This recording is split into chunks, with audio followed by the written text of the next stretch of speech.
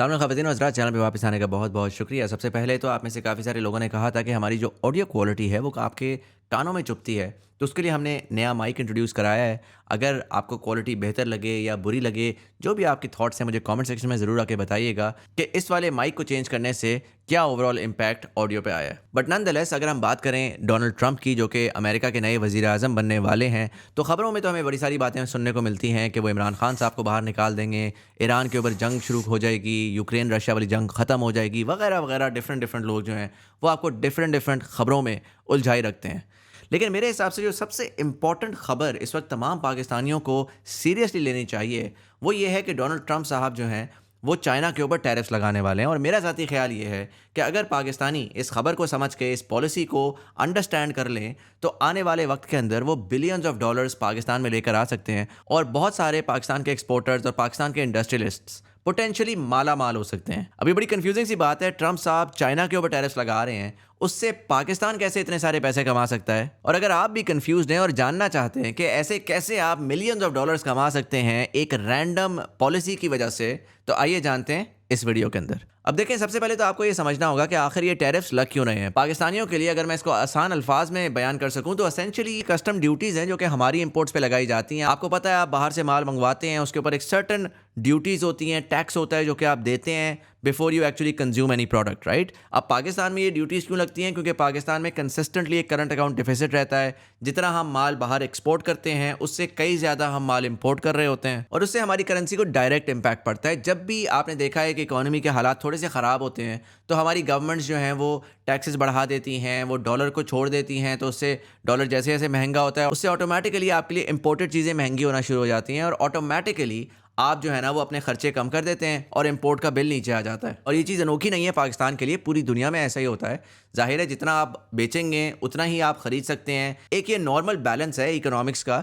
जो कि दुनिया की तमाम कंट्रीज पूरा करती हैं, और ये बड़ा लॉजिकल बैलेंस है। लेकिन जब हम अमेरिका की बात करते हैं, तो चूंकि पिछले 50 सालों से अमेरिका का जो डॉलर है वो ग्लोबल एक रिजर्व करेंसी है, उसकी वजह से वो कंसिस्टेंटली करंट अकाउंट डेफिसिट पे चल रहे हैं। यानी कि जितना वो माल दुनिया को बेच रहे हैं उससे कई ज़्यादा वो दुनिया से ख़रीद रहे हैं या इंपोर्ट कर रहे हैं। अगेन इसको समझें, अमेरिका दुनिया को इतना प्रोडक्टिविटी या इतना माल नहीं देता जितना ज़्यादा वो दुनिया से उठा के कंज्यूम करता है। और ये सारा सिर्फ इस वजह से होता है क्योंकि अमेरिकन डॉलर दुनिया की ग्लोबल रिजर्व करेंसी है। हर किस्म का माल, तेल, एनर्जी, हर चीज़ डॉलर में प्राइस्ड होती है। आपने खुद भी देखा है, आईफोन की प्राइस आती है डॉलर में आती है। आपने बाहर से कोई माल खरीदना है, हमेशा डॉलर की अमाउंट में बताया जाता है। हमेशा ट्रेडिंग जो होती है वो डॉलर में होती है। और चूंकि डॉलर सबसे स्टेबल करेंसी समझी जाती है और अमेरिका के पास ये इख्तियार है कि वो डॉलर को प्रिंट कर सकता है या डॉलर को कंट्रोल कर सकता है, इसी वजह से आज तक अमेरिका को कभी प्रॉब्लम नहीं हुई कि वो माल बहुत ज़्यादा खरीदी जा रहा है, माल जो है वो कंज्यूम करी जा रहा है और बेच इतना नहीं रहा। अब जाहिर है कुछ अरसे के लिए ये चीज़ चल सकती है। इससे पहले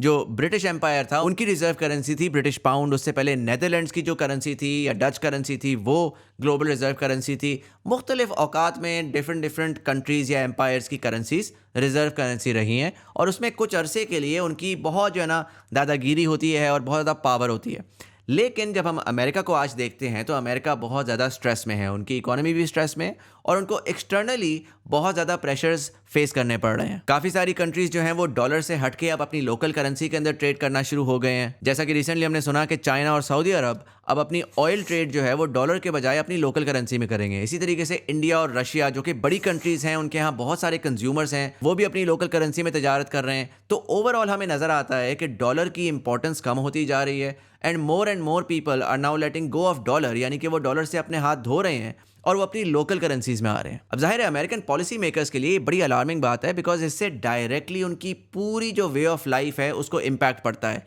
अगर तमाम डॉलर दुनिया से वापस अमेरिका आना शुरू हो गया, क्योंकि उन्होंने इतने सारे डॉलर जो हैं वो छाप के पूरी दुनिया में फैलाए हुए हैं, तो होगा ये कि बहुत सारा डॉलर उनकी इकोनॉमी में आ चुका होगा, माल इतना होगा नहीं, तो ऑटोमेटिकली डॉलर की वैल्यू गिरना शुरू हो जाएगी, क्योंकि बहुत सारा डॉलर बहुत थोड़ा माल को चेस कर रहा होगा, एंड एक पोटेंशियल हाइपर इन्फ्लेशन की तरफ सिचुएशन जा सकती है। और साथ ही उन्होंने अपनी लोकल पॉपुलेशन को ये थोड़ी बताया हुआ है कि यार तुम लोग जो है ना एक इंपीरियल एम्पायर में रह रहे हो, तुम्हारी अय्याशी लगी हुई है, डॉलर छापी छाप हम पूरी दुनिया से माल मंगवाते हैं और इसकी वजह से तुम्हें सस्ती ग्रोसरी, सस्ते कपड़े और तमाम चीज़ें जो अमेरिका में नहीं बनती पूरी दुनिया में बनती हैं, वो तुम सिर्फ इस वजह से कंज्यूम कर पाते हो क्योंकि तुम्हारा डॉलर बहुत पावरफुल है। अब जाहिर है पॉलिसी मेकर को नजर आ रहा है कि अगले 10-15 साल के अंदर जैसे जैसे डॉलर अपनी पावर को लूज करेगा, तो ऑटोमेटिकली अमेरिका के अंदर अंदर एक पोटेंशियल इन्फ्लेशन की साइकिल भी आएगी, बाहर से इंपोर्टेड माल जो है वो मजीद से मजीद कम होता जाएगा और ओवरऑल उनकी इकोनॉमी के ऊपर स्ट्रेस पड़ेगा, जिसकी वजह से जो बाइडन की गवर्नमेंट थी उन्होंने एक डिफरेंट अप्रोच रखी, उन्होंने पूरी दुनिया के अंदर रिजीम चेंजेस की। वो जो है ना जनरली जो न्यू लिबरल्स कहलाते हैं,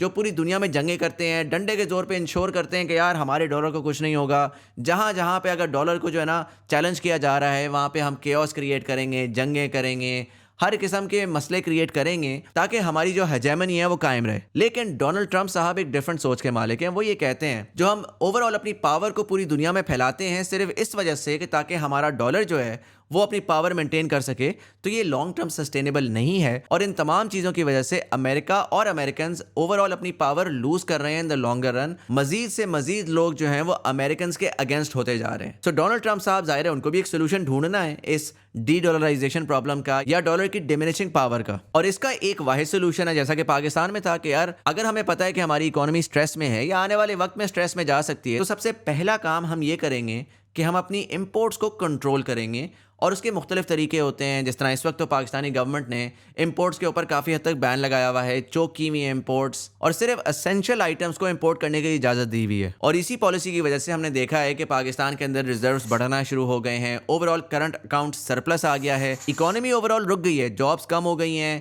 प्रोडक्शन इतनी ज़्यादा नहीं हो रही, लेकिन ओवरऑल हमारी जो डायरेक्शन है वो थोड़ी एक सस्टेनेबल जगह पर जा रही है, जिसमें आने वाले वक्त के अंदर बेहतर डॉलर रिजर्व्स के साथ हम पोटेंशियली एक अच्छी डायरेक्शन में जा सकते हैं। पोटेंशियली मैंने इस वजह से बोला बिकॉज इस वक्त की गवर्नमेंट के पास कोई डायरेक्ट प्लान है नहीं, ना ही उन्होंने कोई अनाउंस किया है। तो दरमियान में लोग आते हैं, जब भी मैं आगे कहता हूँ कि यार इकोनॉमी स्टेबल हो गई है, हालात अब उतने ख़राब नहीं है जितने 1-1.5 साल पहले थे, तो वो आके डायरेक्टली कहते हैं कि यार आप तो बस जो है ना बिक गए हैं, एस्टैब्लिशमेंट से पैसे लेके आप ये बातें कर रहे हैं। तो मैंने कहा मैं क्लैरिटी कर दूं कि भाई इकोनॉमी की जो सूरत हाल है वो तो है, अब वो अगर स्टेबल हो गई है तो मैंने आपको बता दिया, लेकिन इस वक्त की जो गवर्नमेंट है जब तक वो प्लान नहीं देते, मैं नहीं कह सकता कि वो इकोनॉमी को बहुत चार चांद लगा देंगे, ना ही मैं ये कह सकता हूँ कि वो इकोनॉमी को बिल्कुल तबाह कर देंगे, क्योंकि वो बिल्कुल स्टैंड स्टिल पे हैं। वो बिल्कुल एक पैरालाइज्ड गवर्नमेंट है जो कि ना आगे जा सकती है ना पीछे जा सकती है, but that's a topic for another day. जब हम अमेरिका की बात करते हैं तो उनको भी नज़र आ रहा है कि 10, 12, 15 साल के अंदर अमेरिका ने अगर अपनी सिमत दुरुस्त नहीं की, अगर अपने आप को फिक्स नहीं किया, तो उनका बहुत गंदा क्रैश आ सकता है। और यही वजह है कि डोनाल्ड ट्रंप साहब जो हैं वो बड़े तरीके से, बड़ी पॉलिटिकल करेक्टनेस के साथ वो आके ये कह रहे हैं कि देखो ज़रा, चाइना तो बड़ा हमारा दुश्मन है, वो तो बड़ी ज्यादती कर रहा है, ये कर रहा है, वो कर रहा है। वो ये नहीं बता रहे कि इकोनॉमी के कितने बुरे हालात हैं, क्योंकि अगर वो ये बता देंगे तो पूरी दुनिया के जो इन्वेस्टर्स हैं वो अमेरिका से पैसा निकालना शुरू कर देंगे, उनकी स्टॉक मार्केट कोलैप्स कर जाएगी, ओवरऑल मार्केट का कॉन्फिडेंस शैटर हो जाएगा। तो वो बड़े तरीके से एक political environment, political narrative create करके आपको ये बता रहे हैं कि यार चाइना जो है ना वो तो हमारा दुश्मन है, उससे तो हमें सिक्योरिटी के खदशात हैं वगैरह वगैरह। लेकिन एक्चुअल में बॉटम लाइन बड़ी सिंपल है, अमेरिका चाइना से ज़्यादा माल मंगवाता है और चाइना अमेरिका से इतना माल नहीं खरीदता। और इस डिस्क्रिपेंसी को फिक्स करने के लिए डोनाल्ड ट्रंप साहब जो हैं वो टैरिफ्स लगाना चाहते हैं, जो कि एक एक्सपर्ट जिनसे मैंने रिसेंटली बात की उनके बकौल $200 अरब का माल जो सालाना अमेरिका चाइना से खरीदता है उसके ऊपर डायरेक्ट इम्पैक्ट पड़ेगा इन टैरिफ्स की वजह से। और सिर्फ चाइना ही नहीं, डोनाल्ड ट्रंप साहब ने मैक्सिको और कनाडा के ऊपर भी ऐसे ही टैरिफ्स लगाने की बात की है, क्योंकि वहाँ से भी यही सूरत हाल है कि माल वहाँ से अमेरिका में जाता है, अमेरिका से वो कुछ इतना ख़रीदते नहीं हैं और एक ओवरऑल ट्रेड इम्बैलेंस है। इवन इंडिया का भी दरमियान में उन्होंने नाम लिया, जिससे आपको पता लगता है कि ये प्रॉब्लम कोई पॉलिटिकल नहीं है कि यार चाइना जो है ना वो बड़ा एक्सपेंशनिस्ट हो रहा है या वो साउथ चाइना सी में ये कर रहा है या कोई सिक्योरिटी खदशात हैं। प्रॉब्लम बड़ी क्लियरली इकोनॉमिक है और उसके सोल्यूशन के लिए डोनाल्ड ट्रंप साहब ये चाह रहे हैं कि यार जो बाहर का माल है उसको किसी तरीके से महंगा कर दो। अब जाहिर है जो लोकल अमेरिकन हैं वो कह रहे हैं कि यार ये बंदा कितना पागल हो गया है, ये चाइना को पेन पहुंचाने के लिए लोकल अमेरिकन कंज्यूमर को मार रहा है, उसको ये पता ही नहीं है कि चाइना के ऊपर जो टैरिफ्स लगेंगे उससे डायरेक्टली लोकल कंज्यूमर का माल महंगा होगा। डोनाल्ड ट्रंप को 100% पता है कि लोकल कंज्यूमर के लिए वो माल महंगा होगा और उसने इसी वजह से ये टैरिफ्स इंट्रोड्यूस कराए हैं ताकि लोकल कंज्यूमर डिसइंसेंटिवाइज हो और फाइनली अमेरिका के अंदर लॉन्ग टर्म के अंदर एक प्रोडक्शन, एक मैन्युफैक्चरिंग की कैपेसिटी बिल्ड होना शुरू हो। क्योंकि आप चाइना से डायरेक्टली तो कम्पीट नहीं कर सकते, वहाँ पे ह्यूमन कैपिटल सस्ता है, वहाँ पे प्रोडक्टिविटी इतनी ज़्यादा है, इंडस्ट्री इतनी ऑप्टिमाइज हुई हुई है कि वहाँ पर जो माल पोटेंशियली 10 रुपए में बनता है वो माल शायद अमेरिका में प्रोड्यूस ही 100 रुपए का होता है। तो कहीं ना कहीं आपको टैरिफ्स लगा के उस माल की कॉस्ट बढ़ानी पड़ेगी ताकि business economics of producing in America justify हो सके। अब ये ऐसा नहीं है कि आप कल करेंगे और परसों जो है ना अमेरिका में माल प्रोड्यूस होना शुरू हो जाएगा, ये ओवरऑल एक बिहेवियरल चेंज है, टैरिफ्स लगा के अपने लोकल कंज्यूमर का कि यार आहिस्ता आहिस्ता आप उनको डिसइंसेंटिवाइज कर रहे हैं कि यार चाइना से आया हुआ माल ना खरीदो, तुम लोकल प्रोड्यूस कर लो, तुम लोकल कोई ऑल्टरनेटिव बना लो, लेकिन चाइना को अपना डॉलर देना बंद करो। एंड ओवर टाइम 10 12 15 साल बाद, जैसा कि मल्टीपल टाइम से पहले कह चुका हूं कि अमेरिका के अंदर मैन्युफैक्चरिंग वापस आएगी। अब इसमें लोग कहते हैं कि यार कैसे मैन्युफैक्चरिंग पोटेंशियली वापस आएगी जब वहाँ पर ह्यूमन कैपिटल इतना महंगा है, वहाँ पर लोगों को हायर करना इतना एक्सपेंसिव है, और ख़ासकर वहाँ के लोग जो हैं वो फैक्ट्रियों में काम करना भी नहीं चाहते। तो इसमें आपको टेस्ला का रोबोट देखना चाहिए जो कि बना ही इस फलसफे के साथ है कि वो फैक्ट्रियों में काम करे, वो कमर्शियल एक्टिविटीज़ परफॉर्म कर सके, और ऑटोमेटेड फैक्ट्रीज के थ्रू ह्यूमन कैपिटल को साइड पे रख के आप धड़ाधड़ चीज़ों को मैन्युफैक्चर कर सकते हैं, जिस डायरेक्शन में अमेरिका आने वाले वक्त में जाना चाहते हैं, जिसकी वजह से आप देखते हैं कि बड़े बड़े इंडस्ट्रियल कैपिटलिस्ट बिजनेसमैन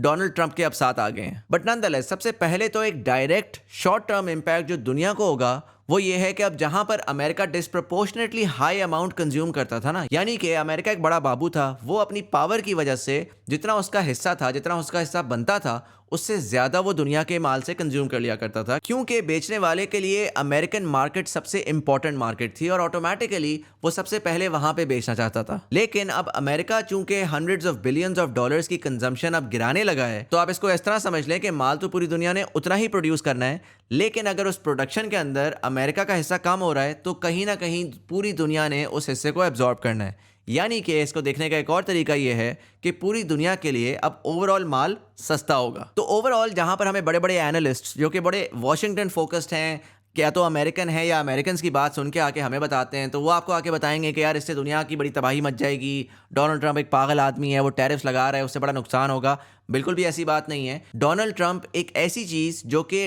इम्बैलेंस में है, जहां पर अमेरिका ज़रूरत से ज़्यादा कंज्यूम करता है, उसको फिक्स कर रहा है, और लॉन्ग टर्म पे उसको ये बात नजर आ रही है कि अमेरिका ने भी एज अ बिजनेस इस दुनिया में इक्वल टर्म से पार्टिसिपेट करना है, चाहे वो खुद करे या उसको फोर्स कर दिया जाए, और ये ओवरऑल दुनिया के लिए एक बहुत खुशाइन बात है। मीनवाइल अब हम पाकिस्तान की बात करते हैं। मेरी कल एक साहब से बात हुई जिन्होंने मुझे बताया कि वो ग्लासेस का बिजनेस करते हैं। आपकी सन ग्लासेस होती हैं, रीडिंग ग्लासेस होती हैं, उस तरह की तमाम ग्लासेस वो पाकिस्तान में प्रोड्यूस करते हैं। मैं बड़ा सरप्राइज हुआ क्योंकि मैंने सोचा था कि इस तरह की प्रोडक्ट चाइना से मंगवाना ज़्यादा आसान होती है, वहाँ पे टेक्निकल कैपेबिलिटी भी बहुत ज़्यादा है, और ये साहब पाकिस्तान में माल बना के अमेरिका और यूके में बेच रहे थे। अब बात करते हुए उन्होंने मुझे बताया कि पिछले 4-5 साल के अंदर जो डिफरेंट टैरिफ्स लगे हैं चाइना के ऊपर, जिसमें शायद ये प्लास्टिक और ग्लासेस के ऊपर भी टैरिफ लगा हो, तो उसकी वजह से चाइना में जो ग्लासेस प्रोड्यूस हो रही हैं उसकी cost in America versus Pakistan में प्रोड्यूस करके अमेरिका में बेचना सस्ता हो गया है। और जहां पर हम देखते हैं कि पाकिस्तान में माल बनाना बड़ा महंगा है और हम चाइना से कैसे compete करें, वो लोग इतना आगे हैं, उनकी मशीन्स कितनी आगे हैं, उनका ओवरऑल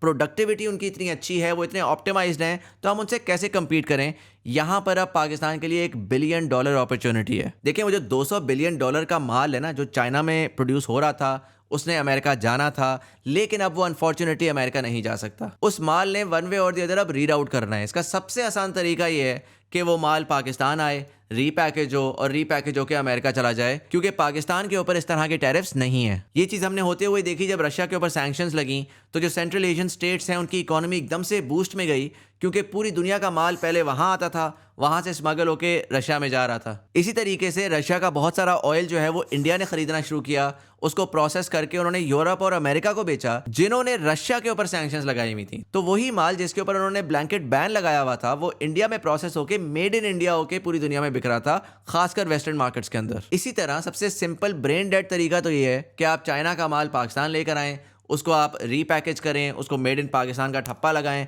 और आप अमेरिका भेजें, और वहाँ पर आप मार्जिन के ऊपर पैसे कमाएं। जाहिर है लॉन्ग टर्म के ऊपर ये एक सस्टेनेबल चीज़ नहीं है, शॉर्ट टर्म पे आप इसको कर सकते हैं, लेकिन अगर हम लॉन्ग टर्म की बात करें तो यहाँ पर सीपेक का vision comes into play. Again मैं उन साहब का हवाला देता हूँ जिन्होंने मुझे बताया कि जी इस वक्त वो चाइनीज़ कंपनी से बात कर रहे हैं जिसको वो पोटेंशियली ख़रीद कर पाकिस्तान मूव करना चाहते हैं। वहाँ से टैलेंट भी लेकर आएंगे, वहाँ से मशीनरी भी लेकर आएंगे, और ये बड़ी महंगी मशीनें होती हैं, 4-4, 5-5 लाख डॉलर की मशीनें होती हैं। लेकिन अब चूंकि मार्जिन कॉल ऐसी बन गई है कि आप पाकिस्तान से प्रोड्यूस करके अमेरिका में एक्सपोर्ट कर सकते हैं, और आप चाइनीज़ वेंडर से डायरेक्टली compete कर सकते हैं, बेहतर प्राइस दे सकते हैं, तो ऑटोमेटिकली इट मेक्स सेंस कि आप उसके अंदर इन्वेस्ट करें, और इन्वेस्ट करके आप माल प्रोड्यूस करके एक्सपोर्ट करना शुरू करें। और इसके अंदर बहुत सारी रेंज ऑफ इंडस्ट्रीज हो सकती हैं, पोटेंशियली अपैरल भी हो सकती है। जैसा कि हमने देखा कि मैक्सिको के अंदर माल बहुत सारा जो है वो इंपोर्ट हो रहा था चाइना से, और उसके बाद फिर चूंकि मैक्सिको की ट्रीटी है अमेरिका के साथ टैक्स फ्री की, तो चाइनीज़ माल मैक्सिको से री एक्सपोर्ट हो रहा था अमेरिका के अंदर, जो कि परसों की तारीख के अंदर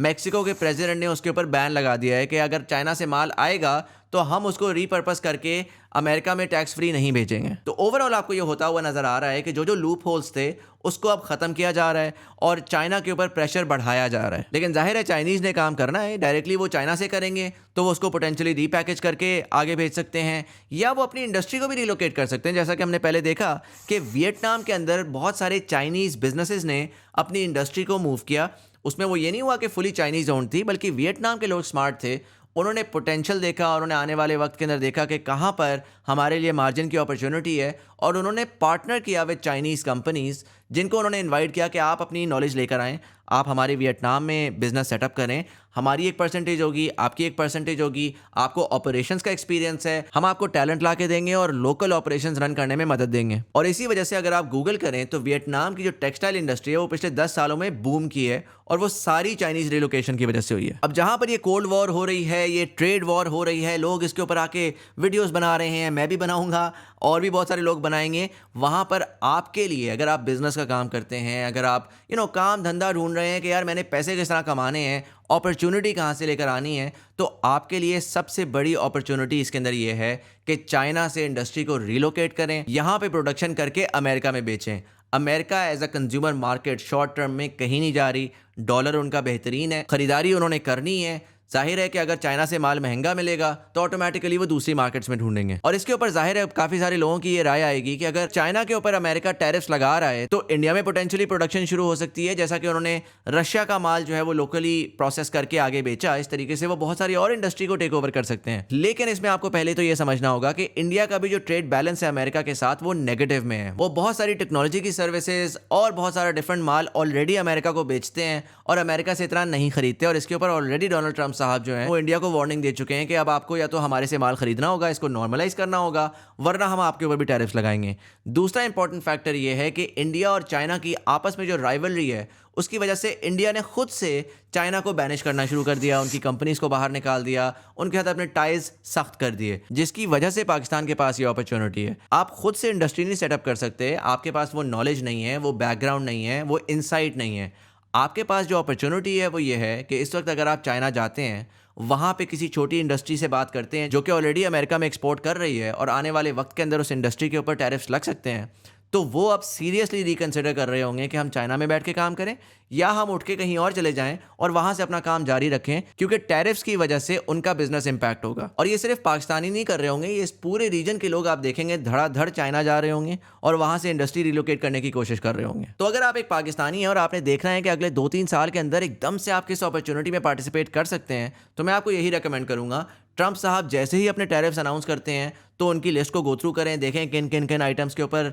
पोटेंशियली टैरिफ्स लगाए गए हैं, उसमें देखें कि उसमें वॉल्यूम कितना है चाइना से अमेरिका की इंपोर्ट का। फिर आप देखेंगे कौन से ऐसे सप्लायर्स हैं चाइना के अंदर जो कि इस तरह के आइटम्स जो हैं वो यूएस के अंदर एक्सपोर्ट करते हैं। पाकिस्तान से बाहर जब आप सर्च करते हैं तो आपको इन तमाम चीज़ों का डेटा बड़ी आसानी से अवेलेबल हो जाता है। इसके बाद जब आपको ये तमाम चीज़ें पता लग गई, डोनाल्ड ट्रंप साहब जो है वो आ चुके हैं, टैरिफ्स लग चुके हैं, इम्पैक्ट उसका पोटेंशियली आना शुरू हो गया है या उसके बारे में लोग बात करना शुरू हो गए हैं, तब आप एक ट्रिप लगाएं चाइना का, उन डिफरेंट सप्लायर्स और वेंडर्स के साथ मीटिंग्स रखें, उनसे जाके पूछें कि यार आप जो ये काम कर रहे हैं इसकी कॉस्ट के अंदर कोई फ़र्क पड़ा है, कोई बिज़नेस के अंदर फ़र्क पड़ा है, और अगर आपको अपॉर्चुनिटी दी जाए कि आप किसी और जगह के अंदर अपना इस बिज़नेस को सेटअप कर लें, पैसा मैं लगाऊंगा, आप अपनी एक्सपर्टीज़ लेकर आएँ, अपनी मशीनरी लेकर आएँ, अपने टैलेंट को कुछ अर्से के लिए लेकर आएँ और मेरे टैलेंट को ट्रेन कर दें, कुछ परसेंटेज आपकी, कुछ परसेंटेज मेरी, एक आप डाइवर्सिफाई कर लेंगे अपने बिजनेस को, क्योंकि जाहिर है उनको भी ये डर लगा होगा कि अगर टैरिफ्स बढ़ गए या ट्रेड वॉर ज़्यादा हो गई तो हमारे बिजनेस का क्या होगा। ये हम पाकिस्तान में भी होता हुआ देख चुके हैं, जहां पर हमारे जो टेक्सटाइल बैरन्स थे उनको कॉन्स्टेंटली टेंशन लगी हुई थी कि यार जीएसपी प्लस का स्टेटस ना चला जाए,